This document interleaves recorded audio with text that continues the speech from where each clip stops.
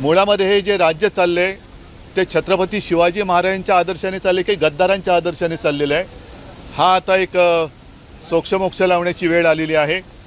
आणि काल जे भेकड लोक आहेत त्यांना त्या गाण्यावरनं तथाकथित त्यांच्या गद्दार नेत्याचा अपमान झाला असं वाटलं म्हणून तोडफोड केली। हे गद्दार यांना छत्रपती शिवाजी महाराजांचा अपमान करणारा कोरटकर दिसत नाही, राहुल सोलापूरकर दिसत नाही। कोश्यारीने अपमान केला होता तेव्हा कोश्यारींचा निषेध करण्याच्या ह्यांचा धाडस नाही। हे भेकड लोक आहेत आणि गद्दारच आहेत। त्याच्यामुळे कुणाल कामरांनी काही अयोग्य केले असं माझं मत नाही। कुणाल कामरांनी जनभावना व्यक्त केलेल्या आहेत आणि मुख्यमंत्री महोदयांना मी सांगू इच्छितो की न्याय सगळ्यांना सारखा पाहिजे।